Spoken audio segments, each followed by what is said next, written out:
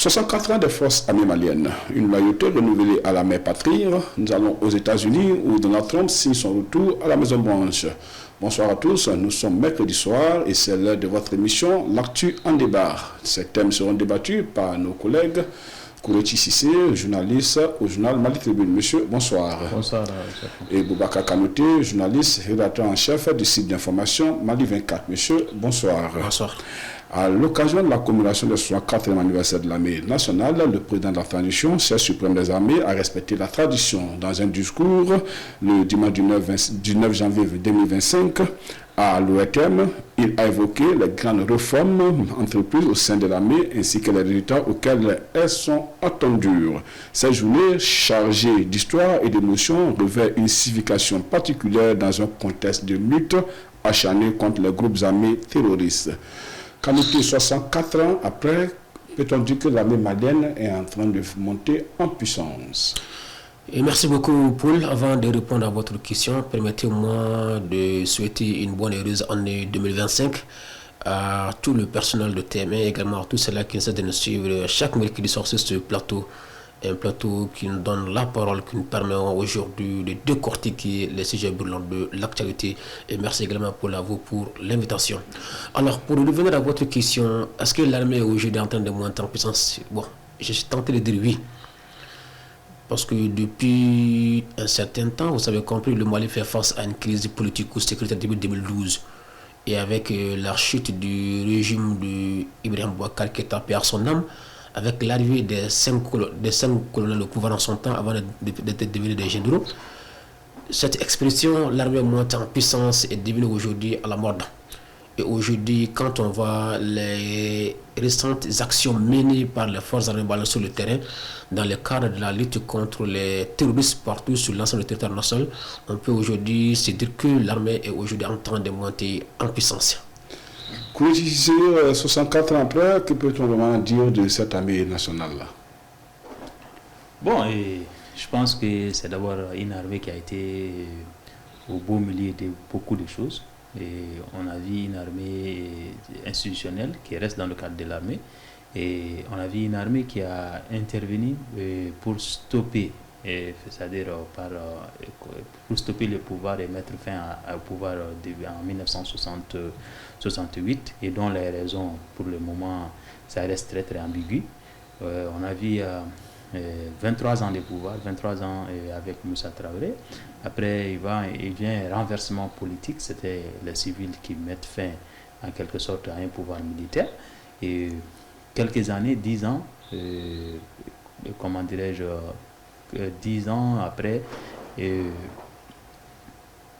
20 ans après, avec ATT, qui était aussi un militaire qui est venu, mais comment dirais-je, après une mise à disposition, qu'on paie des civilo-militaires, on va avoir une armée encore de nouveau qui intervient pour mettre fin à un pouvoir, qui remet le pouvoir entre les mains des civils, qui réintervient, qui remet le pouvoir encore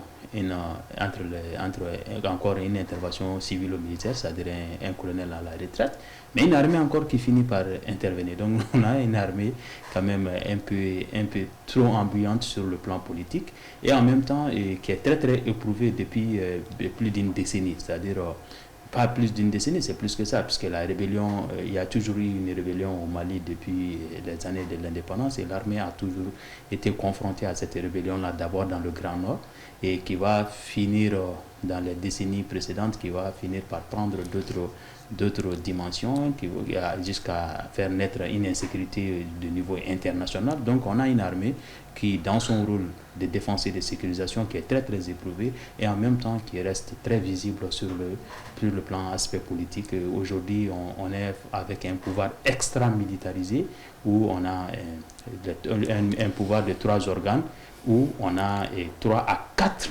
Ma question est que 64 après, peut-on dire que l'armée fait sa mue? Pardon? Ma question est que 64 après, peut-on dire que l'armée monte vraiment en puissance?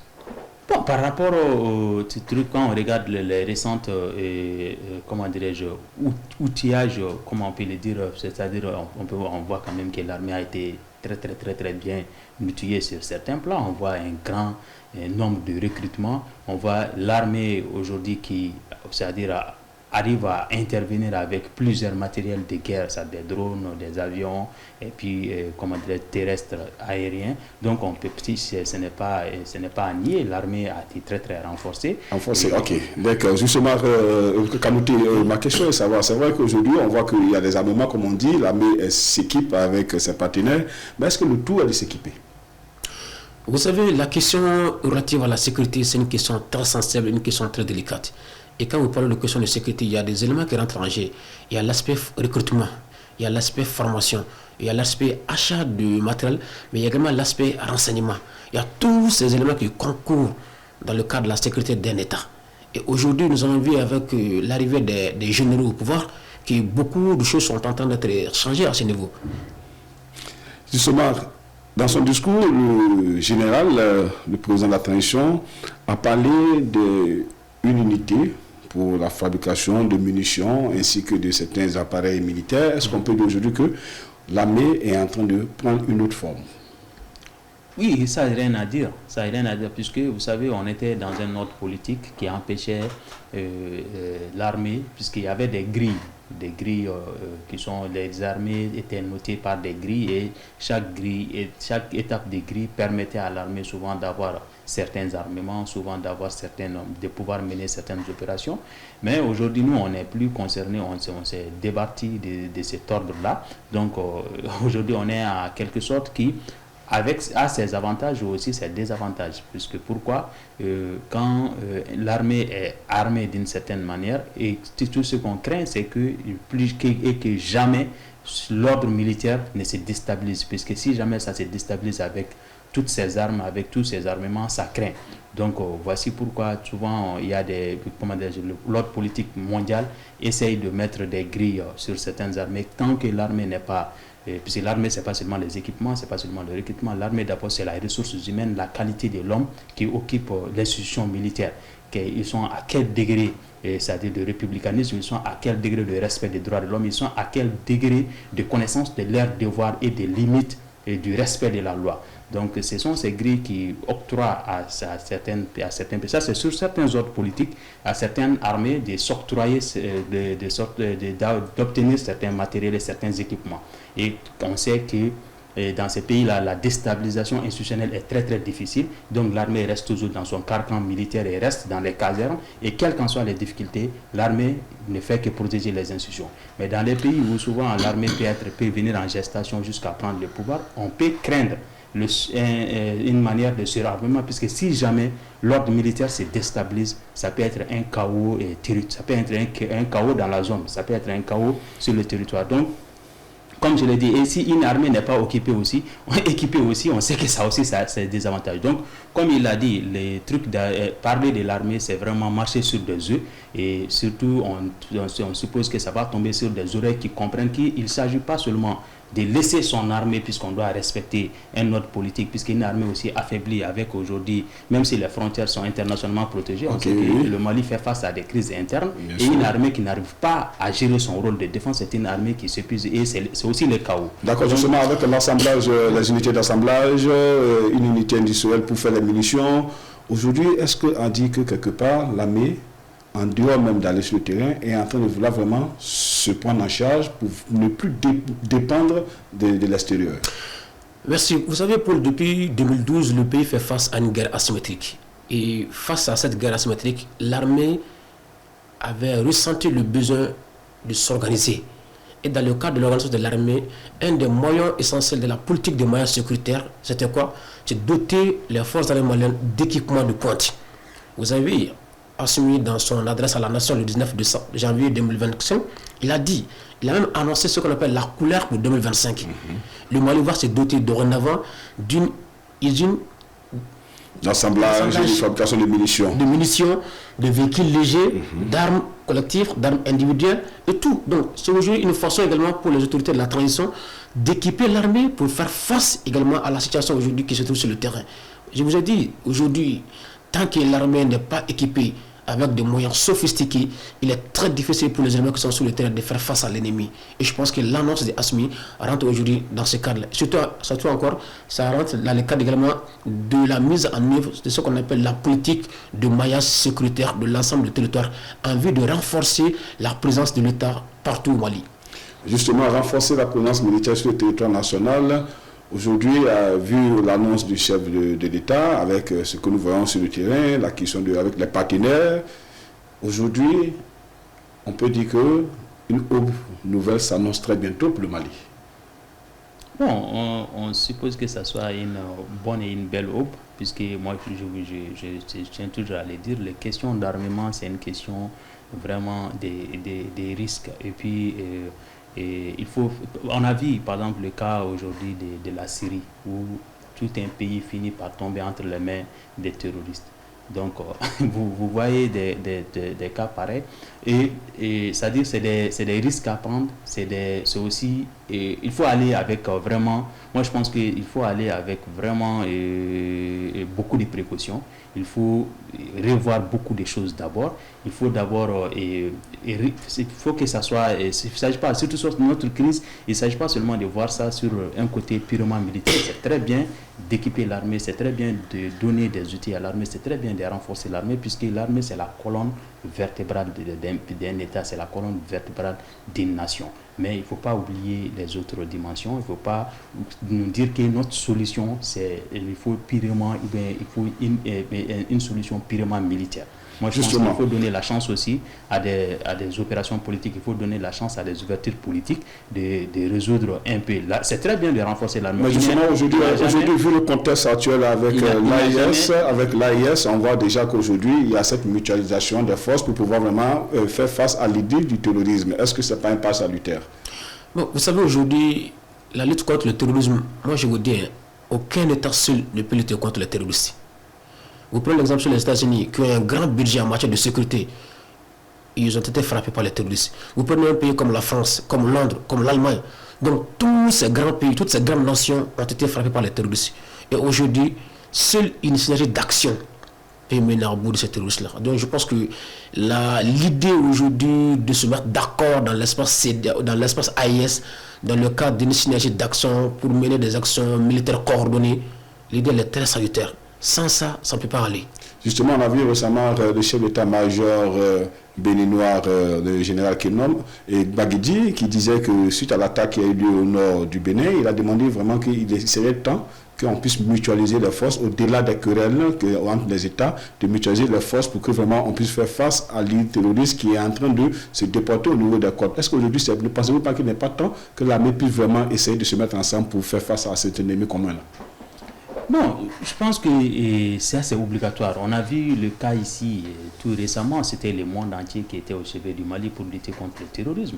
Mais moi, je ne suis pas quelqu'un qui croit trop à la solution purement militaire. Est-ce qu'il s'agit seulement de mettre seulement les synergies d'action dans le cadre seulement militaire? Pareil, lutter contre le terrorisme est différent de lutter contre le terrorisme. C'est-à-dire on ne peut pas... Le terrorisme, c'est une idéologie extrémiste, radicaliste, qui peut être souvent, religieuse, ça peut être politique et ça peut être souvent d'aspect gouvernemental. Donc moi je pense qu'il faut sonner d'autres dimensions. C'est-à-dire qu'il faut faire appel à d'autres intelligences aussi qui doivent se rejoindre à l'intelligence militaire afin de pallier à ces problèmes. Mais l'union, quel qu'en soit le truc, il n'y a pas, ce que j'allais dire, c'est-à-dire une armée n'est jamais outillée ou équipée de trop. Ok, il ne s'agit pas de dire que ces armements sont trop pour une armée, ça c'est impossible, puisque tout ce qui, quand toutes les institutions tombent, quand tous les aspects d'un pays souffrent, l'armée reste le dernier recours. Et quel qu'en soit le soubassement qu'on va donner à ces derniers recours, moi je pense que c'est un soubassement légal et puis qui est légitime.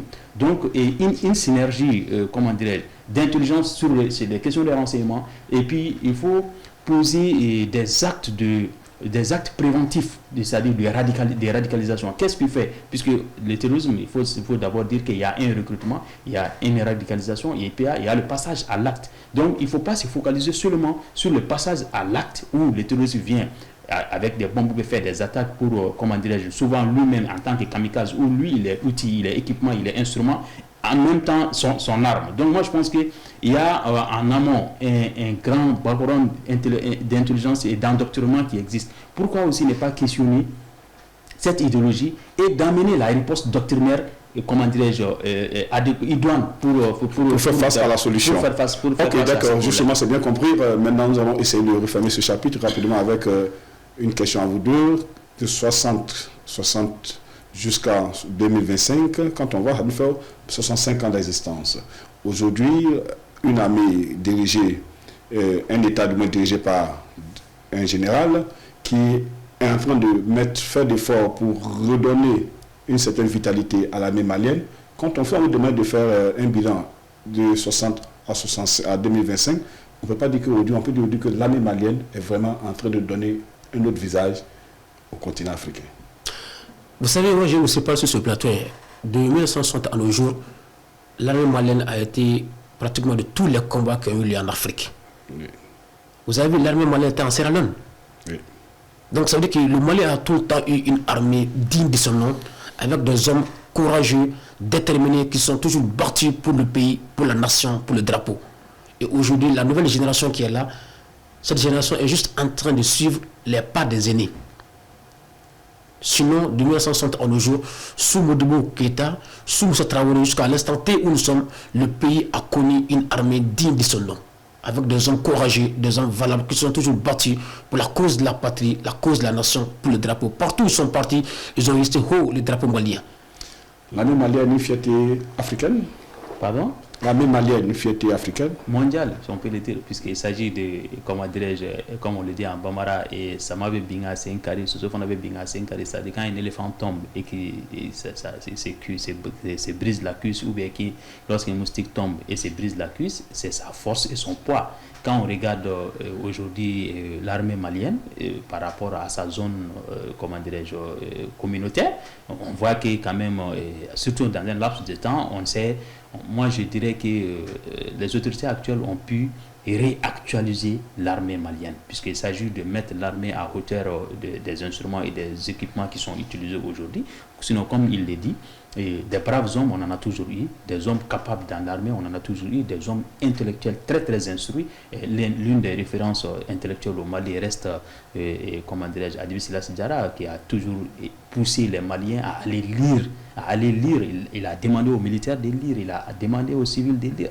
Donc, on a vu l'armée malienne, des militaires maliens ont intervenu. Hier soir, je lisais une histoire où Tchekoro Bagayougo intervenait dans la guerre algérienne, mais du côté de la France. Et quelques années plus tard, on va voir que l'armée malienne a intervenu en Algérie, du côté de l'Algérie, contre la France. Et sur tous les fronts qui ont eu lieu, on sait que l'armée, nos militaires ont déjà été sur le front. Et aujourd'hui, nous sommes éprouvés de notre manière, nous sommes éprouvés de notre réalité, et l'armée arrive à faire face, à répondre. Puisque nous, aujourd'hui, tous les groupes terroristes, mondiaux et internationaux, sont actifs aujourd'hui au Mali. On fait face à l'État islamique, on fait face à Al-Qaïda, on fait face à des groupes terroristes, on fait face à toutes sortes de crimes internationaux, mais jusqu'à présent, 10 ans, bientôt 20 ans, ça veut dire que vraiment l'armée, ça a toujours été une fierté. Et c'est notre prière, c'est toujours qu'Allah continue de donner cette force à cette brave armée,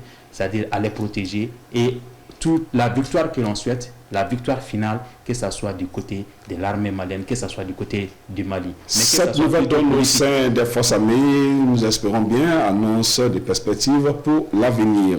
Nous allons partir aux États-Unis. Donald Trump a entamé officiellement son second mandat à la Maison-Blanche, un mandat qui commence avec des annonces très fortes.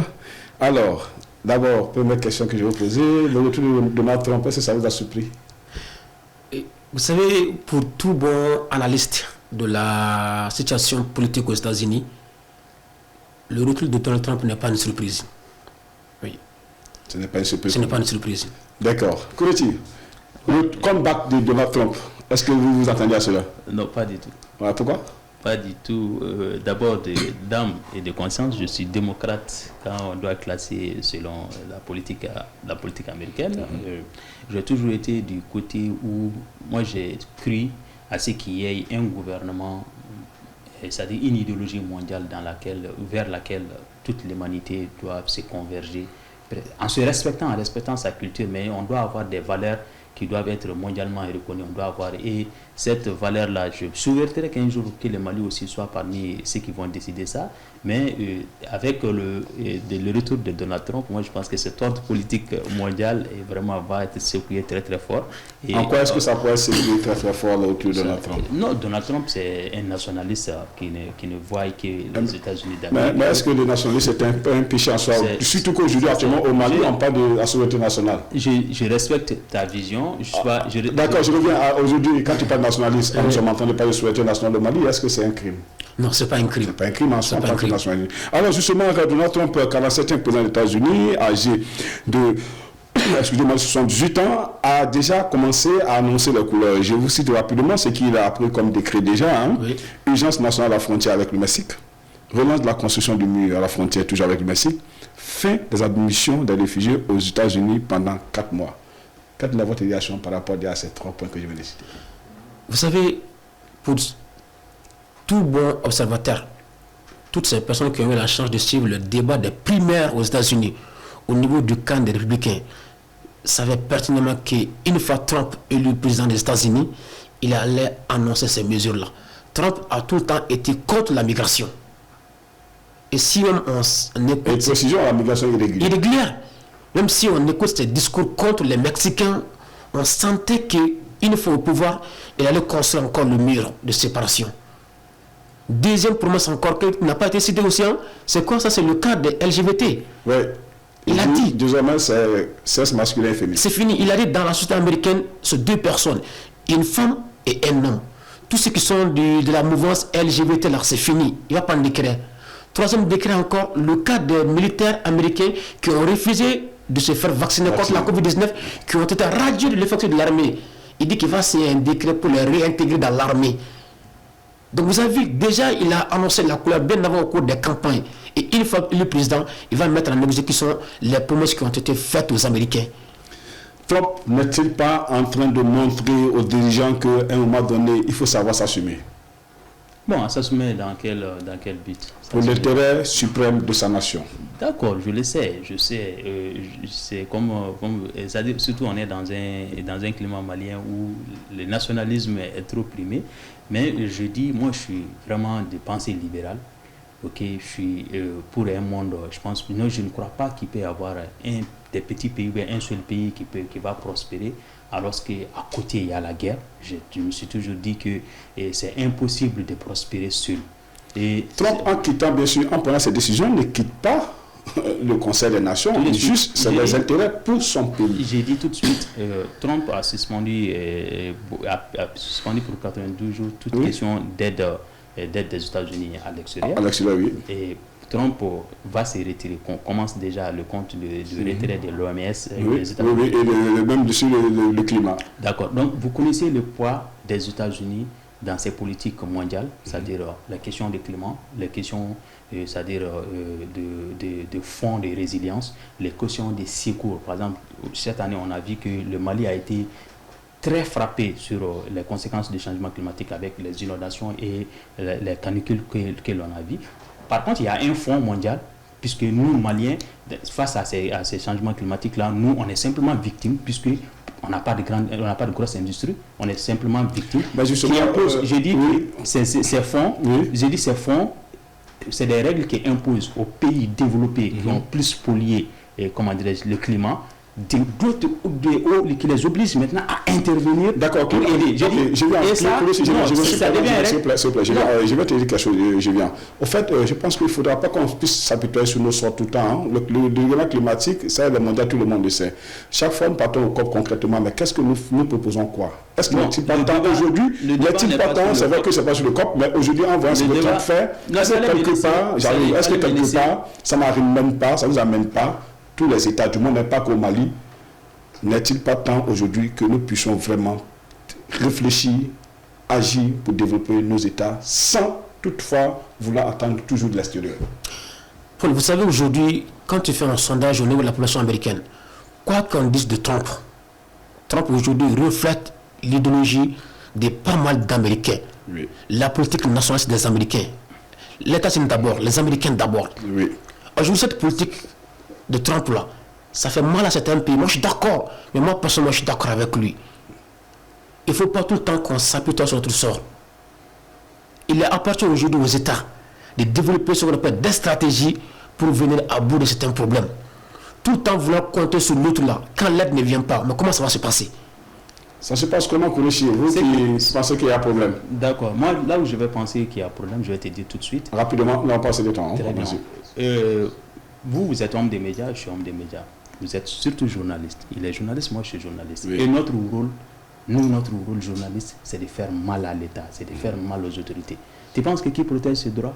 Le droit du journaliste de ne pas divulguer, par exemple, sa source. Le droit du journaliste d'aller, par exemple, interviewer un terroriste, être dans ce pays qui combat ces terroristes-là et de ne jamais dire voici là où se situent les terroristes. Tu penses que quel pays arrive à former cette corporation et à la protéger? Ça, c'est l'ordre politique mondial démocratiquement reconnu. Et ce grand appui, c'est les États-Unis d'Amérique. Vous pensez, par exemple, un avocat va plaider les droits devant un juge et le juge va obliger l'État à porter des réparations. Vous pensez qui protège cette pratique démocratique dans le pays? Ça, c'est les États-Unis d'Amérique. Et c'est vous reprochez concrètement à Trump, je veux savoir. Quel quoi? Vous reprochez quoi à Trump?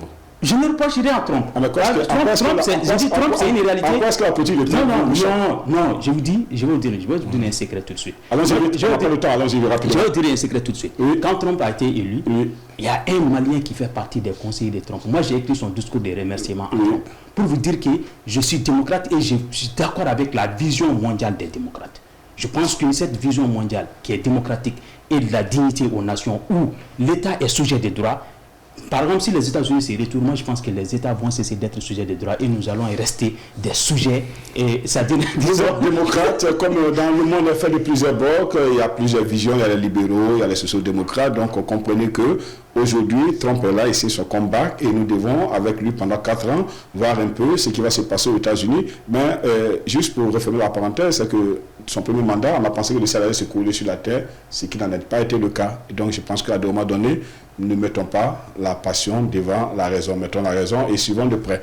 Merci chers téléspectateurs, ainsi se referme notre débat. Nos invités étaient Kourouchi Cissé, journaliste à Mali Tribune, Boubacar Kanouté, journaliste aussi d'information, Mali 24. Quant à moi, je vous dis de rester à notre compagnie pour la suite de notre programme. D'ici là, portez-vous bien et que Dieu bénisse le Mali. Au revoir.